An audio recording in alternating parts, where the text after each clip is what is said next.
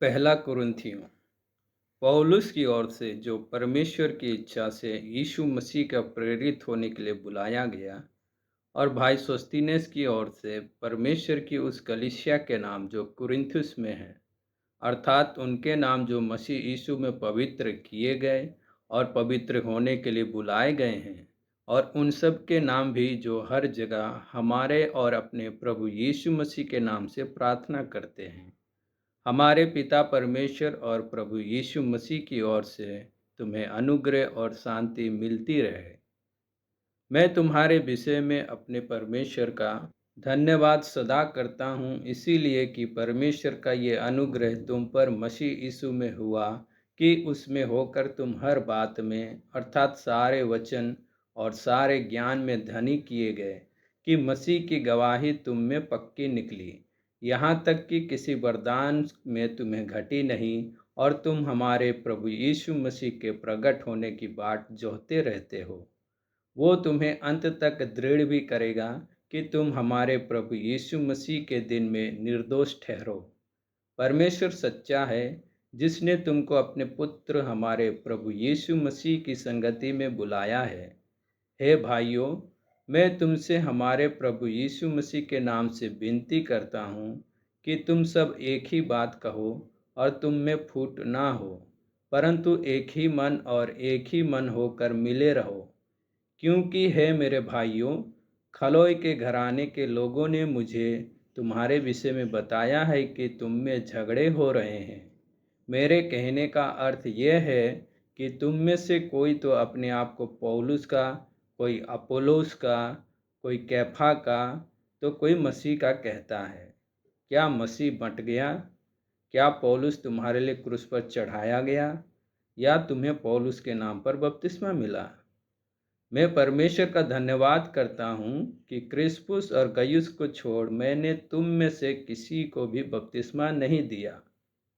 कहीं ऐसा ना हो कि कोई कहे कि तुम्हें मेरे नाम पर बपतिस्मा मिला, और हाँ, मैंने स्तिफनास के घराने को भी बपतिस्मा दिया।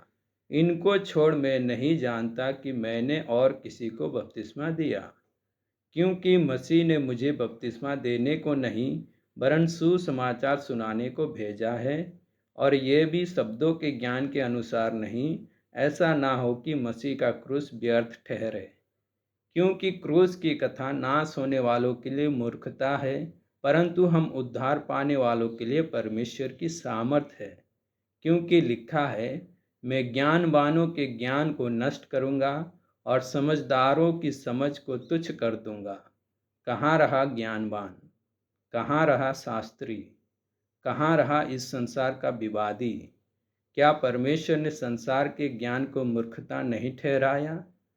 क्योंकि जब परमेश्वर के ज्ञान के अनुसार संसार ने ज्ञान से परमेश्वर को ना जाना, तो परमेश्वर को ये अच्छा लगा कि इस प्रचार की मूर्खता के द्वारा विश्वास करने वालों को उद्धार दे।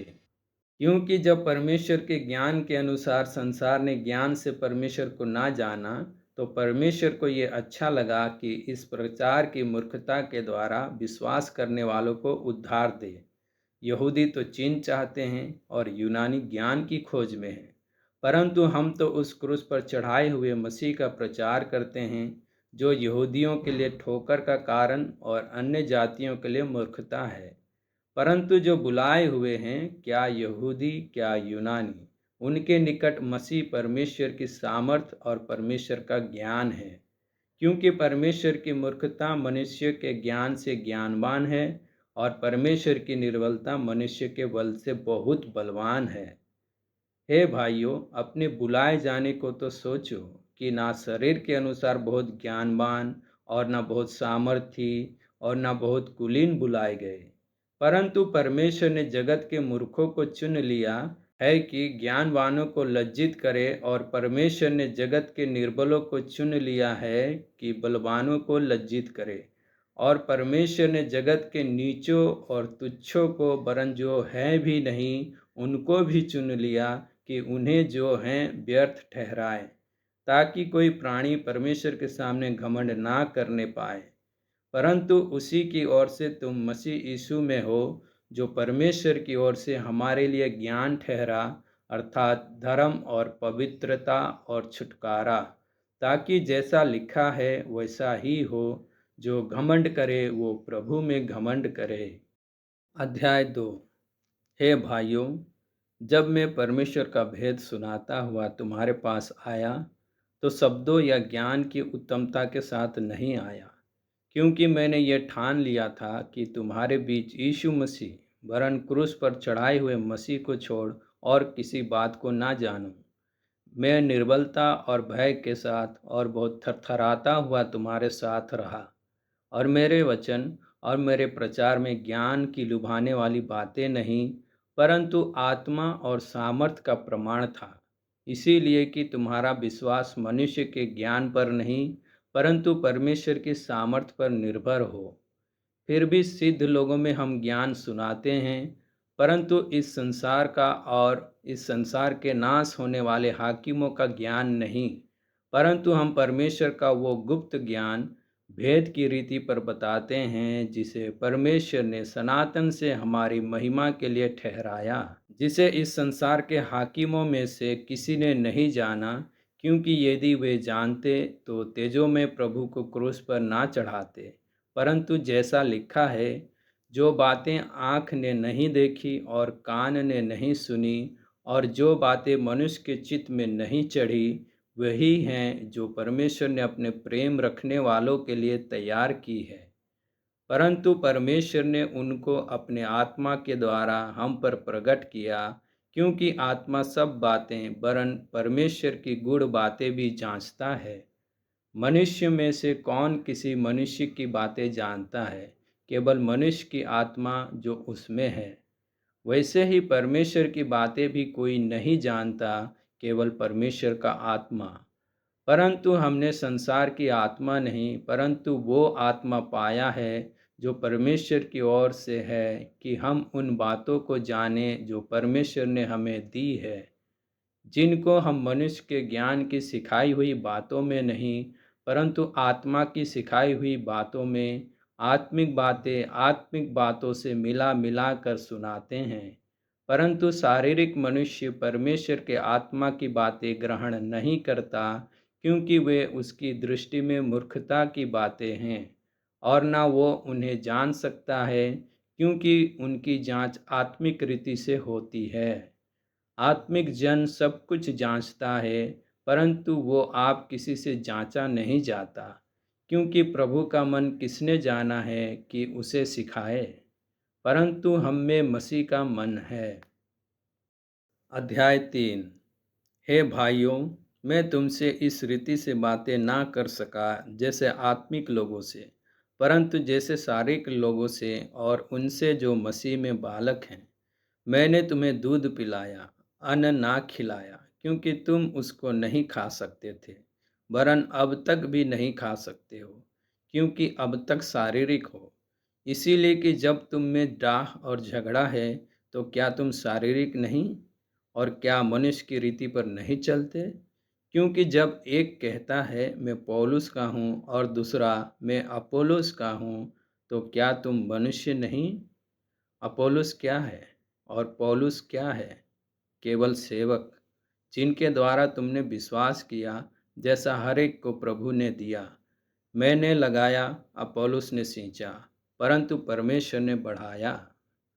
इसीलिए ना तो लगाने वाला कुछ है और ना सींचने वाला, परंतु परमेश्वर ही सब कुछ है जो बढ़ाने वाला है। लगाने वाला और सींचने वाला दोनों एक हैं, परंतु हर एक व्यक्ति अपने ही परिश्रम के अनुसार अपनी ही मजदूरी पाएगा।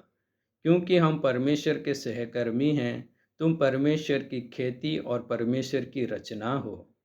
परमेश्वर के उस अनुग्रह के अनुसार जो मुझे दिया गया, मैंने बुद्धिमान राजमिस्त्री के समान नींव डाली, और दूसरा उस पर रद्दा रखता है।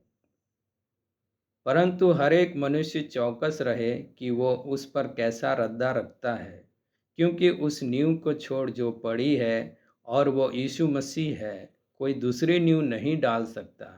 यदि कोई इस नींव पर सोना या चांदी या बहुमूल्य पत्थर या काठ या घास या फूस का रद्दा रखे, तो हर एक का काम प्रकट हो जाएगा, क्योंकि वो दिन उसे बताएगा, इसीलिए कि आग के साथ प्रकट होगा और वो आग हर एक का काम परखेगी कि कैसा है।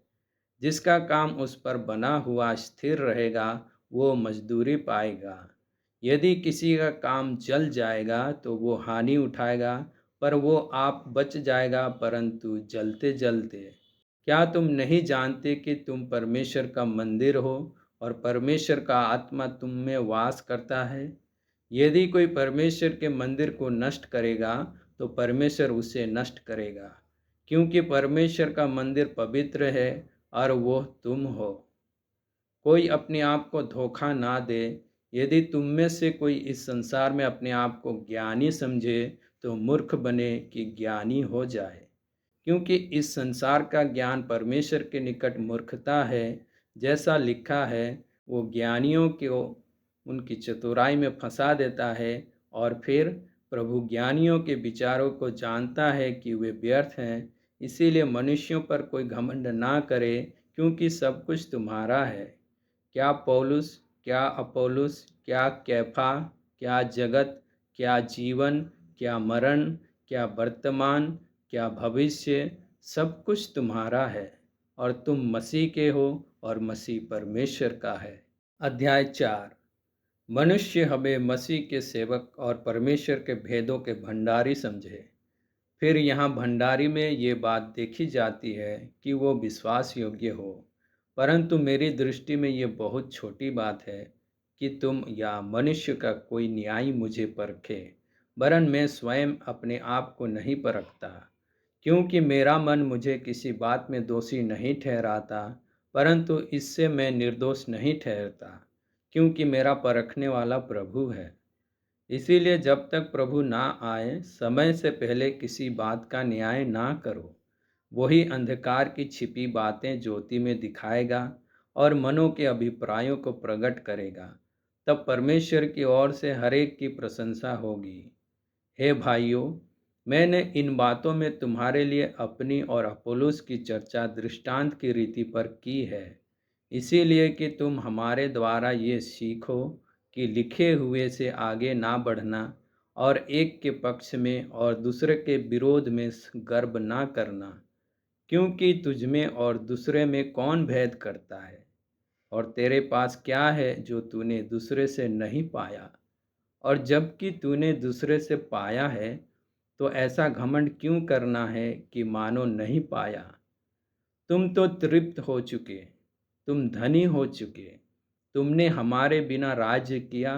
परंतु भला होता कि तुम राज्य करते, कि हम भी तुम्हारे साथ राज्य करते। मेरी समझ में परमेश्वर ने हम प्रेरितों को सब के बाद उन लोगों के समान ठहराया है जिनकी मृत्यु की आज्ञा हो चुकी हो, क्योंकि हम जगत और स्वर्गदूतों और मनुष्य के लिए एक तमाशा ठहरे हैं। हम मसीह के लिए मूर्ख हैं, परंतु तुम मसीह में बुद्धिमान हो। हम निर्बल हैं, परंतु तुम बलवान हो। तुम आदर पाते हो, परंतु हम निरादर होते हैं। हम उस घड़ी तक भूखे प्यासे और नंगे हैं और घूसे खाते हैं और मारे मारे फिरते हैं और अपने ही हाथों से काम करके परिश्रम करते हैं। लोग हमें बुरा कहते हैं, हम आशीष देते हैं। वे सताते हैं और हम सहते हैं। वे बदनाम करते हैं, हम विनती करते हैं। हम आज तक जगत का कूड़ा और सब वस्तुओं की खुरचन के समान ठहरे हैं। मैं तुम्हें लज्जित करने के लिए ये बातें नहीं लिखता, परंतु अपने प्रिय बालक जानकर तुम्हें चिताता हूँ। क्योंकि यदि मसीह में तुम्हारे सिखाने वाले 10,000 भी होते, तो भी तुम्हारे पिता बहुत से नहीं, इसीलिए कि मसीह यीशु में सुसमाचार के द्वारा मैं तुम्हारा पिता हुआ। इसीलिए मैं तुमसे विनती करता हूँ कि मेरी सी चाल चलो।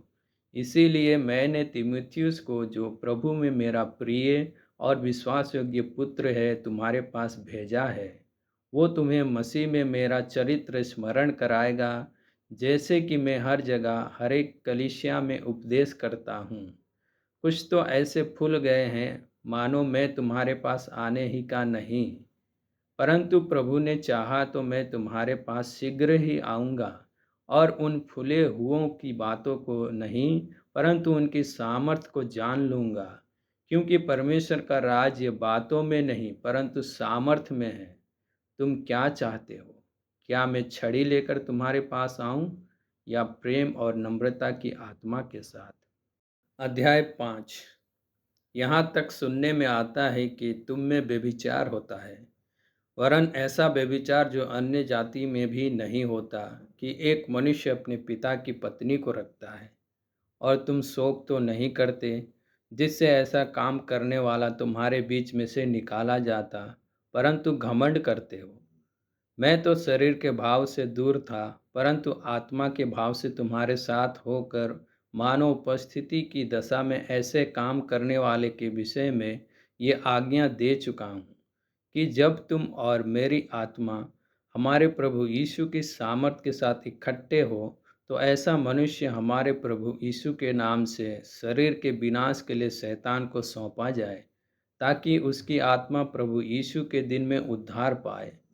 तुम्हारा घमंड करना अच्छा नहीं। क्या तुम नहीं जानते कि थोड़ा सा खमीर पूरे गूंधे हुए आटे को खमीर कर देता है? पुराना खमीर निकाल कर अपने आप को शुद्ध करो, कि नया गूथा हुआ आटा बन जाओ, ताकि तुम अखमीरी हो। क्योंकि हमारा भी फसह जो मसीह है बलिदान हुआ है। इसीलिए आओ, हम उत्सव में आनंद मनावें, ना तो पुराने खमीर से और ना बुराई और दुष्टता के खमीर से, परंतु सिधाई और सच्चाई की अखमीरी रोटी से। मैंने अपनी पत्री में तुम्हें लिखा है कि व्यभिचारियों की संगति ना करना। ये नहीं कि तुम बिल्कुल इस जगत के व्यभिचारियों या लोभियों या अंधेर करने वालों या मूर्ति पूजकों की संगति ना करो, क्योंकि इस दशा में तो तुम्हें इस जगत में से निकल जाना ही पड़ता। पर मेरा कहना यह है कि यदि कोई भाई कहलाकर व्यभिचारी या लोभी या मूर्ति पूजक या गाली देने वाला या पियक्कड़ या अंधेर करने वाला हो, तो उसकी संगति मत करना, वरन ऐसे मनुष्य के साथ खाना भी ना खाना। क्योंकि मुझे बाहर वालों का न्याय करने से क्या काम? क्या तुम भीतर वालों का न्याय नहीं करते? परंतु बाहर वालों का न्याय परमेश्वर करता है। इसीलिए उस कुकर्मी को अपने बीच में से निकाल दो। अध्याय 6। क्या तुम में से किसी को यह हियाव है कि जब दूसरे के साथ झगड़ा हो तो फैसले के लिए अधर्मियों के पास जाएं और पवित्र लोगों के पास ना जाएं? क्या तुम नहीं जानते कि पवित्र लोग जगत का न्याय करेंगे? इसीलिए जब तुम्हें जगत का न्याय करना है, तो क्या तुम छोटे से छोटे झगड़ों का भी निर्णय करने के योग्य नहीं? क्या तुम नहीं जानते कि हम स्वर्गदूतों का न्याय करेंगे? तो क्या सांसारिक बातों का निर्णय ना करें? यदि तुम्हें सांसारिक बातों का निर्णय करना हो, तो क्या उन्हीं को बैठाओगे जो कलीसिया में कुछ नहीं समझे जाते हैं? मैं तुम्हें लज्जित करने के लिए ये कहता हूँ, क्या सचमुच तुम में एक भी बुद्धिमान नहीं मिलता जो अपने भाइयों का निर्णय कर सके? तुम में भाई भाई में मुकदमा होता है, और वो भी अविश्वासियों के सामने। परंतु सचमुच तुम में बड़ा दोष तो ये है कि आपस में मुकदमा करते हो। अन्याय क्यों नहीं सहते? अपनी हानि क्यों नहीं सहते? परंतु तुम तो स्वयं अन्याय करते और हानि पहुंचाते हो, और वो भी भाइयों को। क्या तुम नहीं जानते कि अन्यायी लोग परमेश्वर के राज्य के वारिस ना होंगे? धोखा ना खाओ। ना वेश्यागामी, ना मूर्ति पूजक, ना परस्त्रीगामी, ना लुच्चे, ना पुरुषगामी, ना चोर, ना लोभी, ना पियक्कड़, ना गाली देने वाले, ना अंधेर करने वाले परमेश्वर के राज्य के वारिस होंगे। और तुम में से कितने ऐसे ही थे, परंतु तुम प्रभु यीशु मसीह के नाम से और हमारे परमेश्वर के आत्मा से धोए गए और पवित्र हुए और धर्मी ठहरे। सब वस्तुएं मेरे लिए उचित तो है, परंतु सब वस्तुएं लाभ की नहीं। सब वस्तुएं मेरे लिए उचित है, परंतु मैं किसी बात के अधीन ना होऊंगा। भोजन पेट के लिए और पेट भोजन के लिए है, परंतु परमेश्वर इसको और उसको दोनों को नष्ट करेगा। परंतु देह व्यभिचार के लिए नहीं, वरन प्रभु के लिए है, और प्रभु देह के लिए है। परमेश्वर ने अपनी सामर्थ से प्रभु को जिलाया और हमें भी जिलाएगा। क्या तुम नहीं जानते कि तुम्हारे देह मसीह के अंग हैं? तो क्या मैं मसीह के अंग लेकर उन्हें वेश्या के अंग बनाऊं? कदापि नहीं। क्या तुम नहीं जानते कि जो कोई वेश्या से संगति करता है वो उसके साथ एक तन हो जाता है? क्योंकि लिखा है, वे दोनों एक तन होंगे। और जो प्रभु की संगति में रहता है वो उसके साथ एक आत्मा हो जाता है। व्यभिचार से बचे रहो। जितने अन्य पाप मनुष्य करता है वे देह के बाहर है, परंतु व्यभिचार करने वाला अपनी ही देह के विरुद्ध पाप करता है। क्या तुम नहीं जानते कि तुम्हारी देह पवित्र आत्मा का मंदिर है जो तुम में बसा हुआ है और तुम्हें परमेश्वर की ओर से मिला है और तुम अपने नहीं हो, क्योंकि दाम देकर मोल लिए गए हो, इसीलिए अपनी देह के द्वारा परमेश्वर की महिमा करो। अध्याय 7। उन बातों के विषय में जो तुमने लिखी, ये अच्छा है कि पुरुष स्त्री को ना छुए, परंतु व्यभिचार के डर से हर एक पुरुष की पत्नी और हर एक स्त्री का पति हो। पति अपनी पत्नी का हक पूरा करे और वैसे ही पत्नी भी अपने पति का। पत्नी को अपनी देह पर अधिकार नहीं, पर उसके पति का अधिकार है। वैसे ही पति को भी अपनी देह पर अधिकार नहीं, परंतु पत्नी का है। तुम एक दूसरे से अलग ना रहो, परंतु केवल कुछ समय तक आपस की सम्मति से, कि प्रार्थना के लिए अवकाश मिले और फिर एक साथ रहो। ऐसा ना हो कि तुम्हारे असंयम के कारण शैतान तुम्हें परखे। परंतु मैं जो ये कहता हूँ वो अनुमति है, ना कि आज्ञा। मैं ये चाहता हूँ कि जैसा मैं हूँ वैसे ही सब मनुष्य हो, परंतु हर एक को परमेश्वर की ओर से विशेष विशेष वरदान मिले हैं, किसी को किसी प्रकार का और किसी को किसी और प्रकार का। परंतु मैं अविवाहितों और विधवाओं के विषय में कहता हूँ कि उनके लिए ऐसा ही रहना अच्छा है जैसा मैं हूँ। परंतु यदि वे संयम ना कर सके तो विवाह करें, क्योंकि विवाह करना कामातुर रहने से भला है। जिनका विवाह हो गया है उनको मैं नहीं, वरन प्रभु आज्ञा देता है कि पत्नी अपने पति से अलग ना हो, और यदि अलग भी हो जाए तो बिन दूसरा विवाह किए रहे, या अपने पति से फिर मेल कर ले, और ना पति अपनी पत्नी को छोड़े। दूसरों से प्रभु नहीं, परंतु मैं ही कहता हूँ, यदि किसी भाई की पत्नी विश्वास ना रखती हो और उसके साथ रहने से प्रसन्न हो, तो वो उसे ना छोड़े। जिस स्त्री का पति विश्वास ना रखता हो और उसके साथ रहने से प्रसन्न हो, वो पति को ना छोड़े। क्योंकि ऐसा पति जो विश्वास ना रखता हो वो पत्नी के कारण पवित्र ठहरता है, और ऐसी पत्नी जो विश्वास नहीं रखती पति के कारण पवित्र ठहरती है।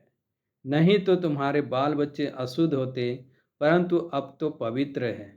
परंतु जो पुरुष विश्वास नहीं रखता, यदि वो अलग हो तो अलग होने दो। ऐसी दशा में कोई भाई या बहन बंधन में नहीं, परमेश्वर ने हमें मेल मिलाप के लिए बुलाया है। क्योंकि हे स्त्री, तू क्या जानती है कि तू अपने पति का उद्धार करा लेगी? और हे पुरुष, तू क्या जानता है कि तू अपनी पत्नी का उद्धार करा लेगा? जैसा प्रभु ने हर एक को बांटा है और जैसा परमेश्वर ने हर एक को बुलाया है, वैसा ही वो चले।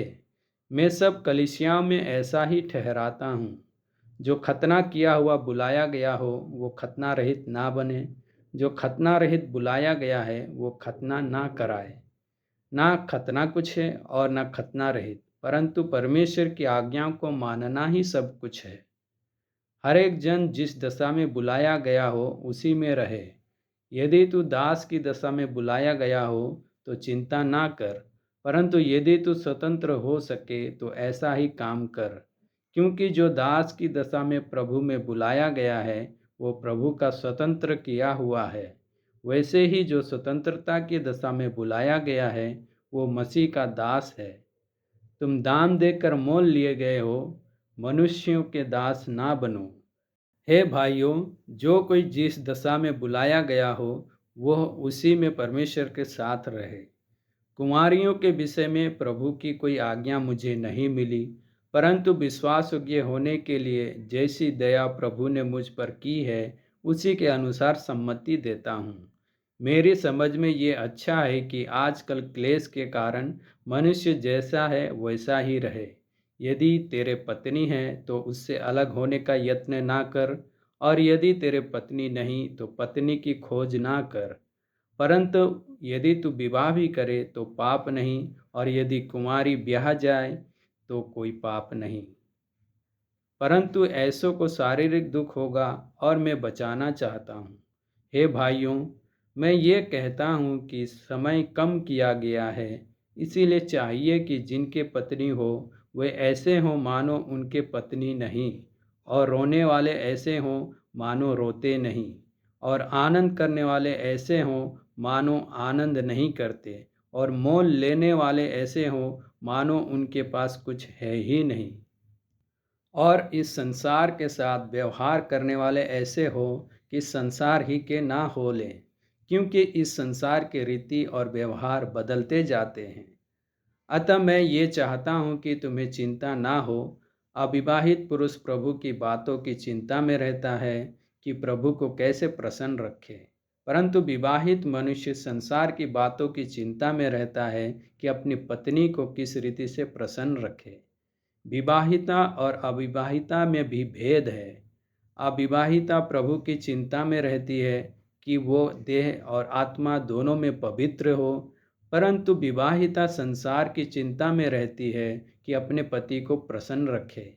मैं ये बात तुम्हारे ही लाभ के लिए कहता हूँ, ना कि तुम्हें फंसाने के लिए, वरन इसीलिए कि जैसा शोभा देता है वैसा ही किया जाए, कि तुम एक चित्त होकर प्रभु की सेवा में लगे रहो। यदि कोई ये समझे कि मैं अपनी उस कुमारी का हक मार रहा हूँ जिसकी जवानी ढल रही है और आवश्यकता भी हो, तो जैसा चाहे वैसा करे, इसमें पाप नहीं, वो उसका विवाह होने दे। परंतु जो मन में दृढ़ रहता है और उसको आवश्यकता ना हो, वरन अपनी इच्छा पर अधिकार रखता हो, और अपने मन में ये बात ठान ली हो कि वो अपनी कुंवारी लड़की को अविवाहित रखेगा, वो अच्छा करता है। इसीलिए जो अपनी कुमारी का विवाह कर देता है वो अच्छा करता है, और जो विवाह नहीं कर देता वो और भी अच्छा करता है। जब तक किसी स्त्री का पति जीवित रहता है तब तक वो उससे बंधी हुई है, परंतु यदि उसका पति मर जाए तो जिससे चाहे विवाह कर सकती है, परंतु केवल प्रभु में। परंतु जैसी है यदि वैसी ही रहे तो मेरे विचार में और भी धन्य है, और मैं समझता हूँ कि परमेश्वर का आत्मा मुझ में भी है। अध्याय 8। अब मूर्तियों के सामने बलि की हुई वस्तुओं के विषय में हम जानते हैं कि हम सबको ज्ञान है। ज्ञान घमंड उत्पन्न करता है, परंतु प्रेम से उन्नति होती है। यदि कोई समझे कि मैं कुछ जानता हूँ, तो जैसा जानना चाहिए वैसा अब तक नहीं जानता। परंतु यदि कोई परमेश्वर से प्रेम रखता है तो परमेश्वर उसे पहचानता है। अतः मूर्तियों के सामने बलि की हुई वस्तुओं के खाने के विषय में हम जानते हैं कि मूर्ति जगत में कोई वस्तु नहीं, और एक को छोड़ और कोई परमेश्वर नहीं। यद्यपि आकाश में और पृथ्वी पर बहुत से ईश्वर कहलाते हैं, जैसा कि बहुत से ईश्वर और बहुत से प्रभु हैं, तो भी हमारे लिए तो एक ही परमेश्वर है, अर्थात पिता, जिसकी ओर से सब वस्तुएं हैं और हम उसी के लिए हैं। और एक ही प्रभु है, अर्थात यीशु मसीह, जिसके द्वारा सब वस्तुएं हुई और हम भी उसी के द्वारा हैं। पर सबको ये ज्ञान नहीं, परंतु कुछ तो अब तक मूर्ति को कुछ समझने के कारण मूर्तियों के सामने बलि की हुई वस्तु को कुछ समझ कर खाते हैं, और उनका विवेक निर्बल होने के कारण अशुद्ध हो जाता है। भोजन हमें परमेश्वर के निकट नहीं पहुंचाता। यदि हम ना खाएं तो हमारी कुछ हानि नहीं, और यदि खाएं तो कुछ लाभ नहीं। परंतु सावधान, ऐसा ना हो कि तुम्हारी ये स्वतंत्रता कहीं निर्बलों के लिए ठोकर का कारण हो जाए। क्योंकि यदि कोई तुझ ज्ञानी को मूर्ति के मंदिर में भोजन करते देखे और वो निर्बल जन हो, तो क्या उसके विवेक को मूर्ति के सामने बलि की हुई वस्तु खाने का साहस ना हो जाएगा? इस रीति से तेरे ज्ञान के कारण वो निर्बल भाई जिसके लिए मसीह मरा नष्ट हो जाएगा। इस प्रकार भाइयों के विरुद्ध अपराध करने से और उनके निर्बल विवेक को चोट पहुंचाने से तुम मसीह के विरुद्ध अपराध करते हो। इस कारण यदि भोजन मेरे भाई को ठोकर खिलाए तो मैं कभी किसी रीति से मांस ना खाऊंगा, ना हो कि मैं अपने भाई के लिए ठोकर का कारण बनूं। अध्याय 9। क्या मैं स्वतंत्र नहीं? क्या मैं प्रेरित नहीं? क्या मैंने यीशु को जो हमारा प्रभु है नहीं देखा? क्या तुम प्रभु में मेरे बचाए हुए नहीं? यदि मैं दूसरों के लिए प्रेरित नहीं तो भी तुम्हारे लिए तो हूँ, क्योंकि तुम प्रभु में मेरी प्रेरिताई पर छाप हो। जो मुझे जांचते हैं उनके लिए यही मेरा उत्तर है। क्या हमें खाने पीने का अधिकार नहीं? क्या हमें ये अधिकार नहीं कि किसी मसीही बहन के साथ विवाह करके उसे लिए फिरे, जैसा अन्य प्रेरित और प्रभु के भाई और कैफा करते हैं? या केवल मुझे और बरनबास को ही अधिकार नहीं कि कमाई करना छोड़ें? कौन कभी अपनी गिरह से खाकर सिपाही का काम करता है? कौन दाख की बारी लगाकर उसका फल नहीं खाता? कौन भेड़ों की रखवाली करके उनका दूध नहीं पीता? क्या मैं ये बातें मनुष्य ही की रीति पर बोलता हूँ? क्या व्यवस्था भी यही नहीं कहती? क्योंकि मूसा की व्यवस्था में लिखा है, दाँवते समय चलते हुए बैल का मुंह ना बांधना। क्या परमेश्वर बैलों ही की चिंता करता है? या विशेष करके हमारे लिए कहता है? हाँ, हमारे लिए ही लिखा गया, क्योंकि उचित है कि जोतने वाला आशा से जोते और दाँवने वाला भागी होने की आशा से दाँवनी करे। अतः जबकि हमने तुम्हारे लिए आत्मिक वस्तुएं बोई, तो क्या ये कोई बड़ी बात है कि तुम्हारी शारीरिक वस्तुओं की फसल काटें? जब दूसरों का तुम पर ये अधिकार है तो क्या हमारा इससे अधिक ना होगा? परंतु हम ये अधिकार काम में नहीं लाए, परंतु सब कुछ सहते हैं कि हमारे द्वारा मसीह के सुसमाचार में कुछ रुकावट ना हो। क्या तुम नहीं जानते कि जो मंदिर में सेवा करते हैं वे मंदिर में से खाते हैं, और जो वेदी की सेवा करते हैं वे वेदी के साथ भागी होते हैं? इसी रीति से प्रभु ने भी ठहराया कि जो लोग सुसमाचार सुनाते हैं उनकी जीविका सुसमाचार से हो। परंतु मैं इनमें से कोई भी बात काम में ना लाया, और मैंने ये बातें इसीलिए नहीं लिखी कि मेरे लिए ऐसा किया जाए, क्योंकि इससे तो मेरा मरना ही भला है कि कोई मेरे घमंड को व्यर्थ ठहराए। यदि मैं सुसमाचार सुनाऊं तो मेरे लिए कुछ घमंड की बात नहीं, क्योंकि ये तो मेरे लिए अवश्य है। यदि मैं सुसमाचार ना सुनाऊं तो मुझ पर हाय, क्योंकि यदि अपनी इच्छा से ये करता हूँ तो मजदूरी मुझे मिलती है, और यदि अपनी इच्छा से नहीं करता तो भी भंडारीपन मुझे सौंपा गया है। तो मेरी कौन सी मजदूरी है? यह है कि सुसमाचार सुनाने में मैं मसीह का सुसमाचार सेंत मेंत कर दूं, यहाँ तक कि सुसमाचार में जो मेरा अधिकार है उसको भी मैं पूरी रीति से काम में ना लाऊं। क्योंकि सबसे स्वतंत्र होने पर भी मैंने अपने आप को सबका दास बना दिया है कि अधिक लोगों को खींच लाऊं। मैं यहूदियों के लिए यहूदी बना कि यहूदियों को खींच लाऊं। जो लोग व्यवस्था के अधीन हैं उनके लिए मैं व्यवस्था के अधीन ना होने पर भी व्यवस्था के अधीन बना कि उन्हें जो व्यवस्था के अधीन हैं खींच लाऊं। व्यवस्थाहीनों के लिए मैं जो परमेश्वर की व्यवस्था से हीन नहीं परंतु मसीह की व्यवस्था के अधीन हूँ, व्यवस्थाहीन सा बना कि व्यवस्थाहीनों को खींच लाऊं। मैं निर्बलों के लिए निर्बल सा बना कि निर्बलों को खींच लाऊं। मैं सब मनुष्य के लिए सब कुछ बना कि किसी न किसी रीति से कई एक का उद्धार कराऊं। मैं ये सब कुछ सुसमाचार के लिए करता हूँ कि औरों के साथ उसका भागी हो जाऊं। क्या तुम नहीं जानते कि दौड़ में तो दौड़ते सब ही हैं, परंतु इनाम एक ही ले जाता है? तुम वैसे ही दौड़ो कि जीतो। हर एक पहलवान सब प्रकार का संयम करता है। वे तो एक मुरझाने वाले मुकुट को पाने के लिए ये सब करते हैं, परंतु हम तो उस मुकुट के लिए करते हैं जो मुरझाने का नहीं। इसीलिए मैं तो इसी रीति से दौड़ता हूँ, परंतु लक्ष्यहीन नहीं। मैं भी इसी रीति से मुक्कों से लड़ता हूँ, परंतु उसके समान नहीं जो हवा पीटता हुआ लड़ता है। परंतु मैं अपनी देह को मारता कूटता और बस में लाता हूँ, ऐसा ना हो कि औरों को प्रचार करके मैं आप ही किसी रीति से निकम्मा ठहरूं। अध्याय 10। हे भाइयों, मैं नहीं चाहता कि तुम इस बात से अनजान रहो कि हमारे सब बाप दादे बादल के नीचे थे और सबके सब समुद्र के बीच से पार हो गए, और सबने बादल में और समुद्र में मूसा का बपतिस्मा लिया, और सबने एक ही आत्मिक भोजन किया, और सबने एक ही आत्मिक जल पिया, क्योंकि वे उस आत्मिक चट्टान से पीते थे जो उनके साथ साथ चलती थी, और वो चट्टान मसीह था। परंतु परमेश्वर उनमें से बहुतों से प्रसन्न ना हुआ, इसीलिए वे जंगल में ढेर हो गए।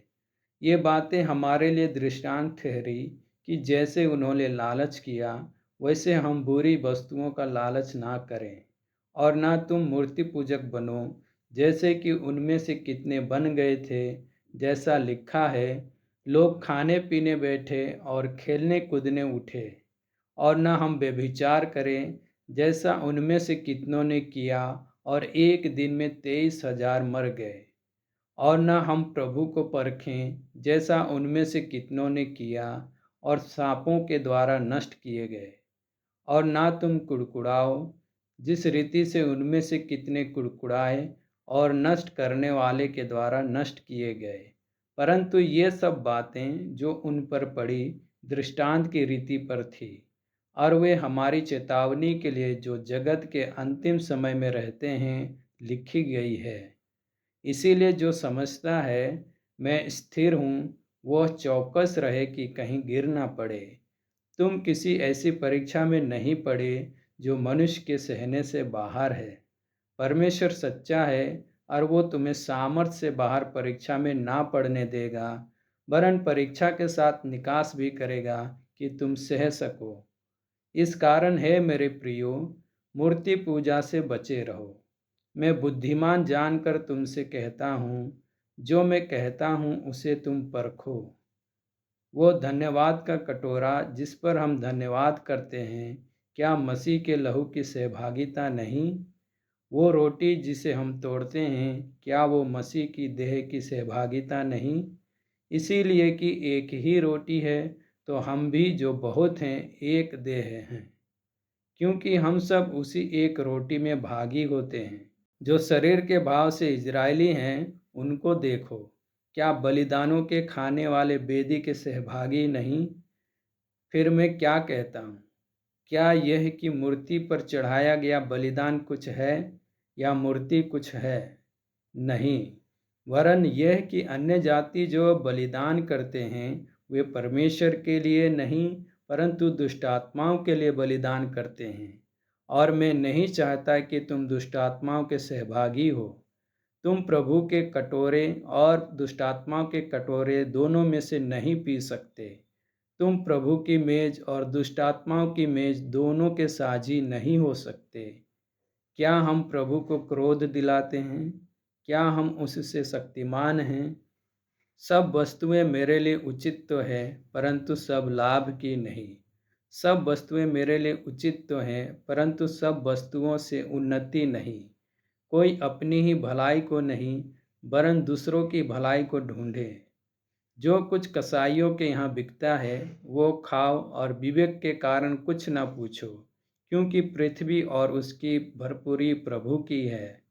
यदि अविश्वासियों में से कोई तुम्हें न्योता दे और तुम जाना चाहो, तो जो कुछ तुम्हारे सामने रखा जाए वही खाओ, और विवेक के कारण कुछ न पूछो। परंतु यदि कोई तुमसे कहे, ये तो मूर्ति को बलि की हुई वस्तु है, तो उसी बताने वाले के कारण और विवेक के कारण ना खाओ। मेरा मतलब तेरा विवेक नहीं, परंतु उस दूसरे का। भला मेरी स्वतंत्रता दूसरे के विचार से क्यों परखी जाए? यदि मैं धन्यवाद करके साझी होता हूँ, तो जिस पर मैं धन्यवाद करता हूँ उसके कारण मेरी बदनामी क्यों होती है? इसीलिए तुम चाहे खाओ, चाहे पियो, चाहे जो कुछ करो, सब कुछ परमेश्वर की महिमा के लिए करो। तुम ना यहूदियों, ना यूनानियों और ना परमेश्वर की कलीसिया के लिए ठोकर के कारण बनो, जैसा मैं भी सब बातों में सबको प्रसन्न रखता हूँ और अपना नहीं परंतु बहुतों का लाभ ढूंढता हूँ कि वे उद्धार पाएं। अध्याय 11। तुम मेरी सी चाल चलो जैसा मैं मसीह की सी चाल चलता हूँ। हे भाइयों, मैं तुम्हें सराहता हूँ कि सब बातों में तुम मुझे स्मरण करते हो और जो परंपराएं मैंने तुम्हें सौंपी है उनका पालन करते हो।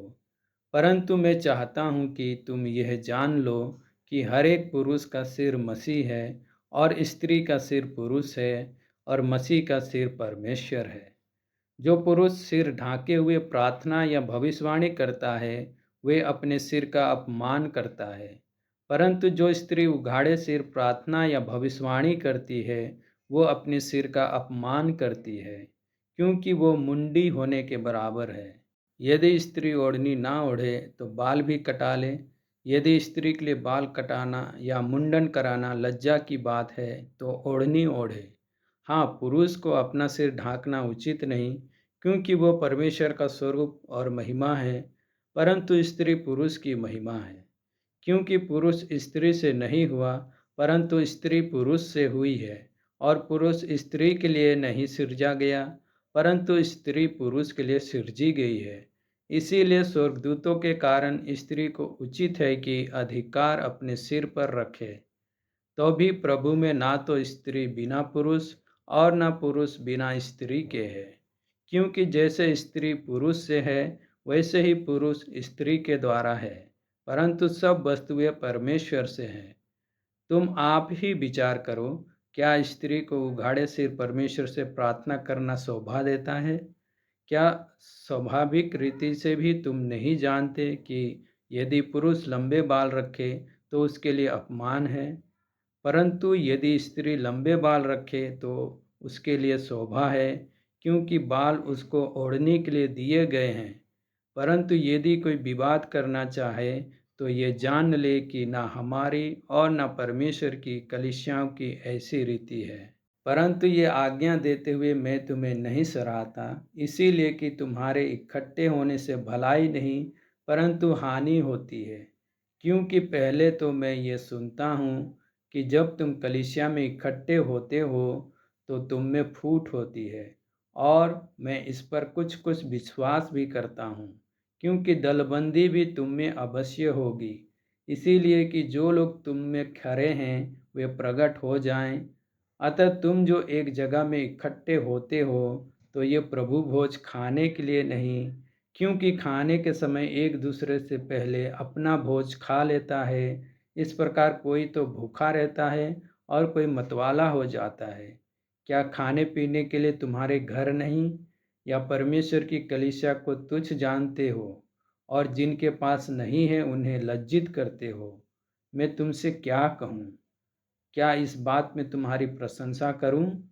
नहीं, मैं प्रशंसा नहीं करता, क्योंकि ये बात मुझे प्रभु से पहुंची और मैंने तुम्हें भी पहुंचा दी कि प्रभु यीशु ने जिस रात वो पकड़वाया गया रोटी ली और धन्यवाद करके उसे तोड़ी और कहा, ये मेरी देह है जो तुम्हारे लिए है, मेरे स्मरण के लिए यही किया करो। इसी रीति से उसने बियारी के पीछे कटोरा भी लिया और कहा, ये कटोरा मेरे लहू में नई वाचा है, जब कभी पियो तो मेरे स्मरण के लिए यही किया करो। क्योंकि जब कभी तुम ये रोटी खाते और इस कटोरे में से पीते हो तो प्रभु की मृत्यु को जब तक वो ना आए प्रचार करते हो। इसीलिए जो कोई अनुचित रीति से प्रभु की रोटी खाए या उसके कटोरे में से पिए वो प्रभु की देह और लहू का अपराधी ठहरेगा। इसीलिए मनुष्य अपने आप को जांच ले और इसी रीति से इस रोटी में से खाए और इस कटोरे में से पिए, क्योंकि जो खाते पीते समय प्रभु की देह को ना पहचाने वो इस खाने और पीने से अपने ऊपर दंड लाता है। इसी कारण तुम में बहुत से निर्बल और रोगी हैं और बहुत से सो भी गए। यदि हम अपने आप को जांचते तो दंड ना पाते, परंतु प्रभु हमें दंड देकर हमारी ताड़ना करता है, इसीलिए कि हम संसार के साथ दोषी ना ठहरे। इसीलिए है मेरे भाइयों, जब तुम खाने के लिए इकट्ठे होते हो तो एक दूसरे के लिए ठहरा करो। यदि कोई भूखा हो तो अपने घर में खा ले, जिससे तुम्हारा इकट्ठा होना दंड का कारण ना हो।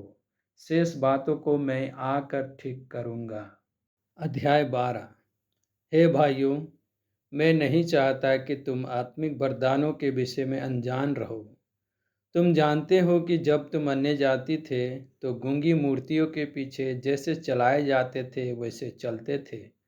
इसीलिए मैं तुम्हें चेतावनी देता हूँ कि जो कोई परमेश्वर की आत्मा की अगुवाई से बोलता है, वो नहीं कहता कि यीशु श्रापित है, और ना कोई पवित्र आत्मा के बिना कह सकता है कि यीशु प्रभु है। वरदान तो कई प्रकार के हैं, परंतु आत्मा एक ही है। और सेवा भी कई प्रकार की है, परंतु प्रभु एक ही है।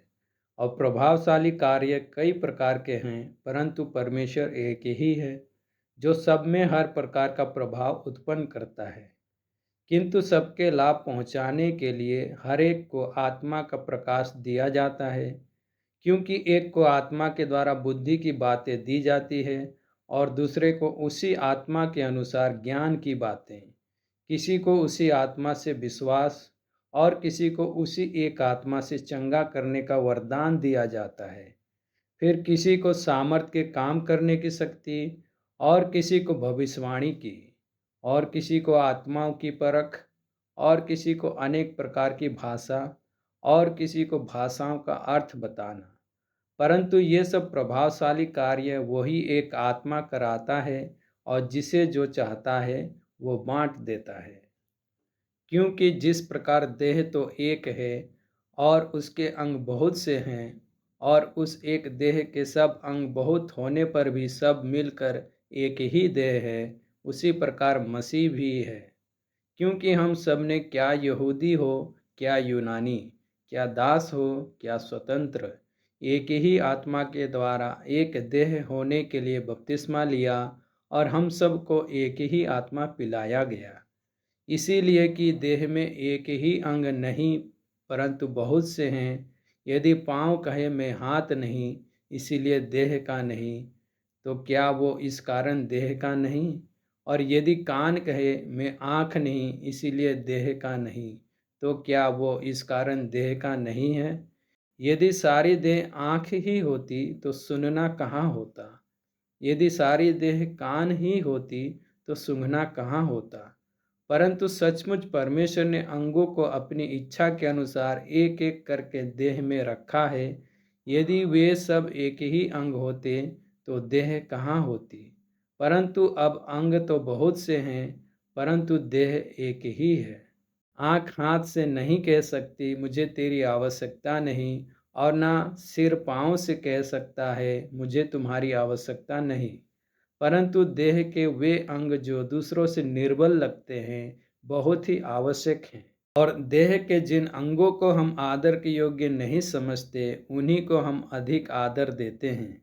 और हमारे शोभाहीन अंग और भी बहुत शोभायमान हो जाते हैं। फिर भी हमारे शोभायमान अंगों को इसकी आवश्यकता नहीं, परंतु परमेश्वर ने देह को ऐसा बना दिया है कि जिस अंग को आदर की घटी थी, उसी को और भी बहुत आदर मिले, ताकि देह में फूट ना पड़े, परंतु अंग एक दूसरे की बराबर चिंता करें। इसीलिए यदि एक अंग दुख पाता है तो सब अंग उसके साथ दुख पाते हैं, और यदि एक अंग की बढ़ाई होती है तो उसके साथ सब अंग आनंद मनाते हैं। इसी प्रकार तुम सब मिलकर मसीह की देह हो, और अलग अलग उसके अंग हो।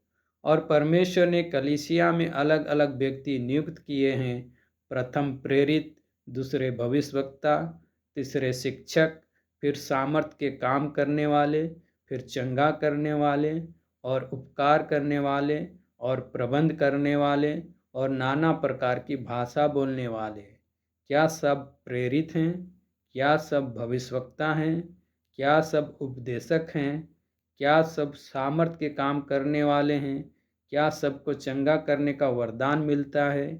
क्या सब नाना प्रकार की भाषा बोलते हैं? क्या सब अनुवाद करते हैं?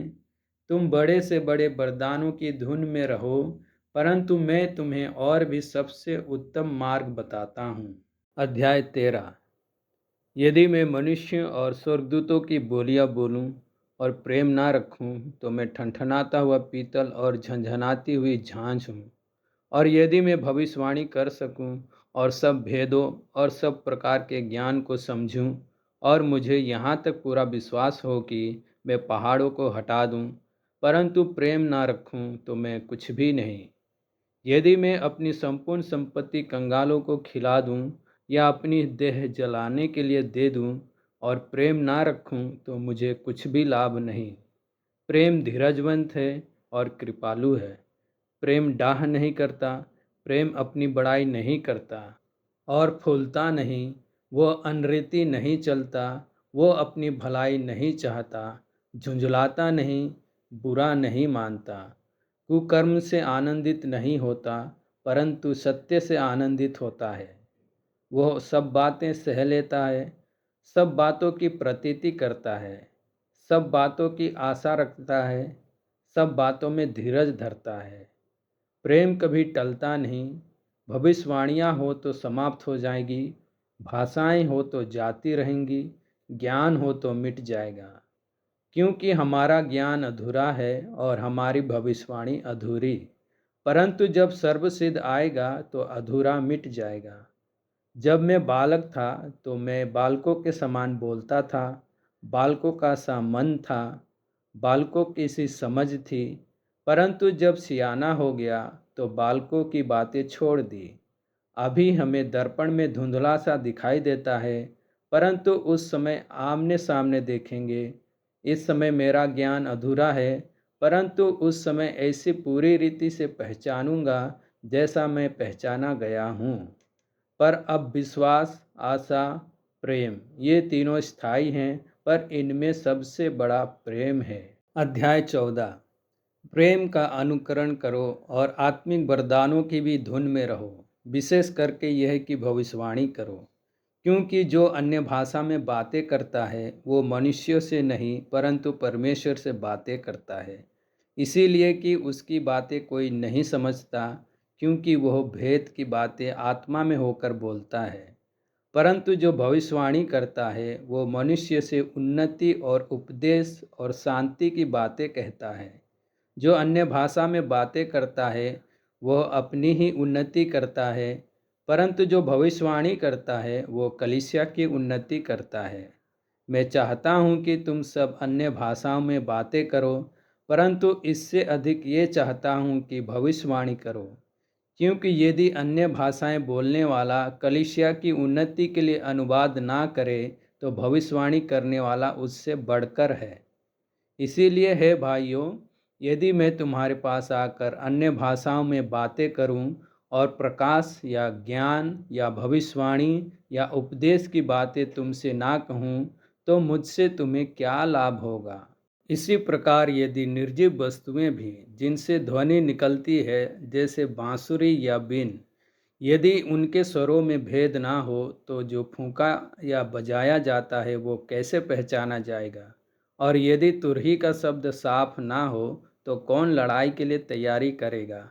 ऐसे ही तुम भी यदि जीभ से साफ साफ बातें ना कहो, तो जो कुछ कहा जाता है वो कैसे समझा जाएगा। तुम तो हवा से बातें करने वाले ठहरोगे। जगत में कितने ही प्रकार की भाषाएं क्यों ना हो, परंतु उनमें से कोई भी बिना अर्थ की ना होगी। इसीलिए यदि मैं किसी भाषा का अर्थ ना समझूं, तो बोलने वाले की दृष्टि में परदेशी ठहरूंगा और बोलने वाला मेरी दृष्टि में परदेशी ठहरेगा। इसीलिए तुम भी जब आत्मिक वरदानों की धुन में हो, तो ऐसा प्रयत्न करो कि तुम्हारे वरदानों की उन्नति से कलीसिया की उन्नति हो। इस कारण जो अन्य भाषा बोले वो प्रार्थना करे कि उसका अनुवाद भी कर सके। इसीलिए यदि मैं अन्य भाषा में प्रार्थना करूं, तो मेरी आत्मा प्रार्थना करती है, परंतु मेरी बुद्धि काम नहीं देती। अतः क्या करना चाहिए। मैं आत्मा से भी प्रार्थना करूंगा और बुद्धि से भी प्रार्थना करूंगा। मैं आत्मा से गाऊंगा और बुद्धि से भी गाऊंगा। नहीं तो यदि तू आत्मा ही से धन्यवाद करेगा, तो फिर अज्ञानी तेरे धन्यवाद पर आमीन कैसे कहेगा। क्योंकि वह तो नहीं जानता कि तू क्या कहता है। तू तो भली भांति धन्यवाद करता है, परंतु दूसरे की उन्नति नहीं होती। मैं अपने परमेश्वर का धन्यवाद करता हूँ कि मैं तुम सबसे अधिक अन्य भाषाओं में बोलता हूँ, परंतु कलीसिया में अन्य भाषा में 10,000 बातें कहने से ये मुझे और भी अच्छा जान पड़ता है कि दूसरों को सिखाने के लिए बुद्धि से 5 ही बातें कहूँ। हे भाइयों, तुम समझ में बालक ना बनो, बुराई में तो बालक रहो, परंतु समझ में सियाने बनो। व्यवस्था में लिखा है कि प्रभु कहता है, मैं अपरिचित भाषा बोलने वालों के द्वारा और पराये मुख के द्वारा इन लोगों से बातें करूँगा, तो भी वे मेरी ना सुनेंगे। इसीलिए अन्य भाषाएं विश्वासियों के लिए नहीं, परंतु अविश्वासियों के लिए चिन्ह है, और भविष्यवाणी अविश्वासियों के लिए नहीं, परंतु विश्वासियों के लिए चिन्ह है। अतः यदि कलीसिया एक जगह इकट्ठी हो और सब के सब अन्य भाषाएं बोले और बाहर वाले या अविश्वासी लोग भीतर आ जाएं, तो क्या वे तुम्हें पागल ना कहेंगे? परंतु यदि सब भविष्यवाणी करने लगे और कोई अविश्वासी या बाहर वाला मनुष्य भीतर आ जाए, तो सब उसे दोषी ठहरा देंगे और परख लेंगे, और उसके मन के भेद प्रकट हो जाएंगे, और तब वो मुंह के बल गिरकर परमेश्वर को दंडवत करेगा और मान लेगा कि सचमुच परमेश्वर तुम्हारे बीच में है। इसीलिए है भाइयों, क्या करना चाहिए? जब तुम इकट्ठे होते हो तो हर एक के हृदय में भजन या उपदेश या अन्य भाषा या प्रकाश या अन्य भाषा का अर्थ बताना रहता है। सब कुछ आत्मिक उन्नति के लिए होना चाहिए।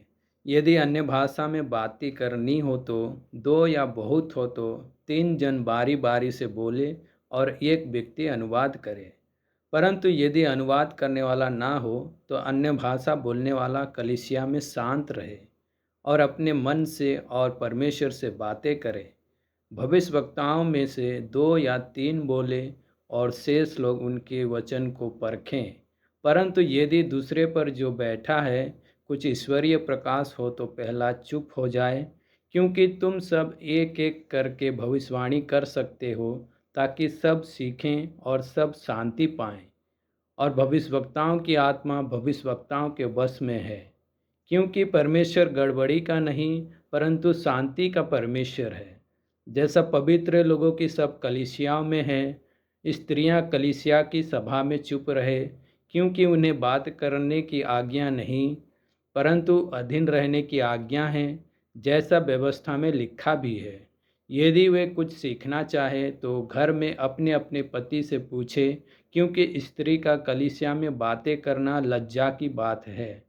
क्या परमेश्वर का वचन तुम में से निकला है या केवल तुम ही तक पहुंचा है? यदि कोई मनुष्य अपने आप को भविष्यवक्ता या आत्मिक जन समझे तो ये जान ले कि जो बातें मैं तुम्हें लिखता हूँ वे प्रभु की आज्ञाएं हैं। परंतु यदि कोई यह ना माने तो उसको भी ना मानो। अतः हे भाइयों, भविष्यवाणी करने की धुन में रहो और अन्य भाषा बोलने से मना ना करो, पर सारी बातें शालीनता और व्यवस्थित रूप से की जाए। अध्याय 15। हे भाइयों, अब मैं तुम्हें वही सुसमाचार बताता हूँ जो पहले सुना चुका हूँ, जिसे तुमने अंगीकार भी किया था और जिसमें तुम स्थिर भी हो। उसी के द्वारा तुम्हारा उद्धार भी होता है, यदि उस सुसमाचार को जो मैंने तुम्हें सुनाया था स्मरण रखते हो। नहीं तो तुम्हारा विश्वास करना व्यर्थ हुआ। इसी कारण मैंने सबसे पहले तुम्हें वही बात पहुंचा दी जो मुझे पहुंची थी, कि पवित्र शास्त्र के वचन के अनुसार यीशु मसीह हमारे पापों के लिए मर गया और गाड़ा गया, और पवित्र शास्त्र के अनुसार तीसरे दिन जी भी उठा। और कैफा को तब 12 को दिखाई दिया। फिर वो 500 से अधिक भाइयों को एक साथ दिखाई दिया, जिनमें से बहुत से अब तक जीवित हैं पर कुछ सो गए। फिर वो याकूब को दिखाई दिया, तब सब प्रेरितों को दिखाई दिया।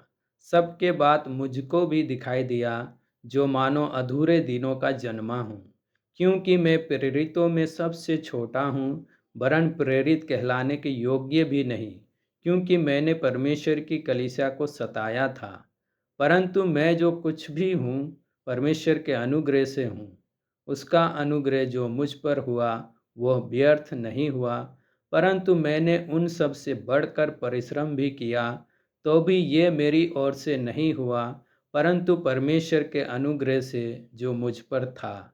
इसीलिए चाहे मैं हूँ चाहे वे हो, हम यही प्रचार करते हैं और इसी पर तुमने विश्वास भी किया। इसीलिए जबकि मसीह का यह प्रचार किया जाता है कि वो मरे हुओं में से जी उठा, तो तुम में से कितने कैसे कहते हैं कि मरे हुओं का पुनरुत्थान है ही नहीं। यदि मरे हुओं का पुनरुत्थान है ही नहीं, तो मसीह भी नहीं जी उठा, और यदि मसीह नहीं जी उठा, तो हमारा प्रचार करना भी व्यर्थ है और तुम्हारा विश्वास भी व्यर्थ है। वरन हम परमेश्वर के झूठे गवाह ठहरे, क्योंकि हमने परमेश्वर के विषय में ये गवाही दी कि उसने मसीह को जिला दिया, यद्यपि नहीं जिलाया, यदि मरे हुए नहीं जी उठते। और यदि मुर्दे नहीं जी उठते, तो मसीह भी नहीं जी उठा, और यदि मसीह नहीं जी उठा, तो तुम्हारा विश्वास व्यर्थ है और तुम अब तक अपने पापों में फंसे हो। वरन जो मसीह में सो गए हैं वे भी नष्ट हुए। यदि हम केवल इसी जीवन में मसीह से आशा रखते हैं, तो हम सब मनुष्यों से अधिक अभागे हैं। परंतु सचमुच मसीह मुर्दों में से जी उठा है, और जो सो गए हैं उनमें वो पहला फल हुआ। क्योंकि जब मनुष्य के द्वारा मृत्यु आई, तो मनुष्य ही के द्वारा मरे हुओं का पुनरुत्थान भी आया।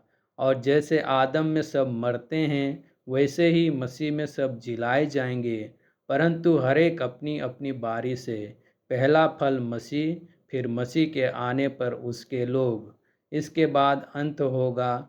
उस समय वो सारी प्रधानता और सारा अधिकार और सामर्थ का अंत करके राज्य को परमेश्वर पिता के हाथ में सौंप देगा।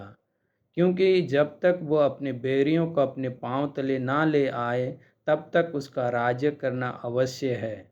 सबसे अंतिम बैरी जो नष्ट किया जाएगा वह मृत्यु है, क्योंकि परमेश्वर ने सब कुछ उसके पांव तले कर दिया है। परंतु जब वो कहता है कि सब कुछ उसके अधीन कर दिया गया है, तो प्रत्यक्ष है कि जिसने सब कुछ उसके अधीन कर दिया वो आप अलग रहा। और जब सब कुछ उसके अधीन हो जाएगा, तो पुत्र आप भी उसके अधीन हो जाएगा, जिसने सब कुछ उसके अधीन कर दिया, ताकि सब में परमेश्वर ही सब कुछ हो। नहीं तो जो लोग मरे हुओं के लिए बपतिस्मा लेते हैं वे क्या करेंगे? यदि मुर्दे जी उठते ही नहीं, तो फिर क्यों उनके लिए बपतिस्मा लेते हैं? और हम भी क्यों हर घड़ी जोखिम में पड़े रहते हैं? हे भाइयों, मुझे उस घमंड की शपथ जो हमारे मसीह यीशु में मैं तुम्हारे विषय में करता हूँ कि मैं प्रतिदिन मरता हूँ। यदि मैं मनुष्य की रीति पर इफिसुस में वन पशुओं से लड़ा, तो मुझे क्या लाभ हुआ? यदि मुर्दे जिलाए नहीं जाएंगे, तो आओ खाएं पिएं, क्योंकि कल तो मर ही जाएंगे। धोखा ना खाना। बुरी संगति अच्छे चरित्र को बिगाड़ देती है। धर्म के लिए जाग उठो और पाप ना करो, क्योंकि कुछ ऐसे हैं जो परमेश्वर को नहीं जानते। मैं तुम्हें लज्जित करने के लिए यह कहता हूँ। अब कोई ये कहेगा, मुर्दे किस रीति से जी उठते हैं और कैसी देह के साथ आते हैं? हे निर्बुद्धि, जो कुछ तू बोता है जब तक वो ना मरे जिलाया नहीं जाता। और जो तू बोता है ये वो देह नहीं जो उत्पन्न होने वाली है, परंतु नीरा दाना है, चाहे गेहूं का चाहे किसी और अनाज का। परंतु परमेश्वर अपनी इच्छा के अनुसार उसको देह देता है, और हर एक बीज को उसकी विशेष देह। सब शरीर एक समान नहीं। मनुष्यों का शरीर और है, पशुओं का शरीर और है, पक्षियों का शरीर और है, मछलियों का शरीर और है। स्वर्गीय देह है और पार्थिव देह भी है, परंतु स्वर्गीय देहों का तेज और है और पार्थिव का और। सूर्य का तेज और है, चांद का तेज और है, और तारागणों का तेज और है, क्योंकि एक तारे से दूसरे तारे के तेज में अंतर है। मुर्दों का जी उठना भी ऐसा ही है। शरीर नाशवान दशा में बोया जाता है और अविनाशी रूप में जी उठता है। वो अनादर के साथ बोया जाता है और तेज के साथ जी उठता है। निर्बलता के साथ बोया जाता है और सामर्थ के साथ जी उठता है। स्वाभाविक देह बोई जाती है और आत्मिक देह जी उठती है। जबकि स्वाभाविक देह है तो आत्मिक देह भी है। ऐसा ही लिखा भी है कि प्रथम मनुष्य अर्थात आदम जीवित प्राणी बना और अंतिम आदम जीवनदायक आत्मा बना। परंतु पहले आत्मिक ना था पर स्वाभाविक था, इसके बाद आत्मिक हुआ।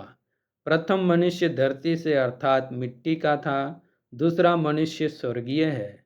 जैसा वो मिट्टी का था वैसे ही वे भी हैं जो मिट्टी के हैं, और जैसा वो स्वर्गीय है वैसे ही वे भी हैं जो स्वर्गीय है। और जैसे हमने उसका रूप धारण किया जो मिट्टी का था, वैसे ही उस स्वर्गीय का रूप भी धारण करेंगे। हे भाइयों, मैं यह कहता हूँ कि मांस और लहू परमेश्वर के राज्य के अधिकारी नहीं हो सकते, और न नासवान अविनाशी का अधिकारी हो सकता है। देखो, मैं तुमसे भेद की बात कहता हूँ। हम सब नहीं सोएंगे, परंतु सब बदल जाएंगे। और ये क्षण भर में पलक मारते ही अंतिम तुरही फूंकते ही होगा। क्योंकि तुरही फूंकी जाएगी और मुर्दे अविनाशी दशा में उठाए जाएंगे और हम बदल जाएंगे। क्योंकि अवश्य है कि ये नासवान देह अविनाश को पहन ले और ये मरणहार देह अमरता को पहन ले। और जब ये नासवान अविनाश को पहन लेगा और ये मरणहार अमरता को पहन लेगा, तब वह वचन जो लिखा है पूरा हो जाएगा। जय ने मृत्यु को निगल लिया। हे मृत्यु, तेरी जय कहाँ रही? हे मृत्यु, तेरा डंक कहाँ रहा? मृत्यु का डंक पाप है और पाप का बल व्यवस्था है। परंतु परमेश्वर का धन्यवाद हो जो हमारे प्रभु यीशु मसीह के द्वारा हमें जयवंत करता है। इसीलिए हे मेरे प्रिय भाइयों, दृढ़ और अटल रहो और प्रभु के काम में सर्वदा बढ़ते जाओ, क्योंकि ये जानते हो कि तुम्हारा परिश्रम प्रभु में व्यर्थ नहीं है। अध्याय 16। अब उस चंदे के विषय में जो पवित्र लोगों के लिए किया जाता है, जैसी आज्ञा मैंने गलातिया की कलीसियाओं को दी, वैसा ही तुम भी करो। सप्ताह के पहले दिन तुम में से हर एक अपनी आमदनी के अनुसार कुछ अपने पास रख छोड़ा करे, कि मेरे आने पर चंदा ना करना पड़े। और जब मैं आऊँगा तो जिन्हें तुम चाहोगे उन्हें मैं चिट्ठियाँ देकर भेज दूँगा कि तुम्हारा दान यरूशलेम पहुँचा दे। यदि मेरा भी जाना उचित हुआ तो वे मेरे साथ जाएंगे।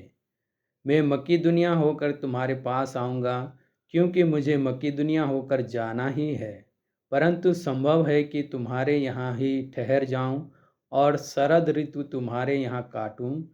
तब जिस ओर मेरा जाना हो उस ओर तुम मुझे पहुँचा देना, क्योंकि मैं अब मार्ग में तुमसे भेंट करना नहीं चाहता।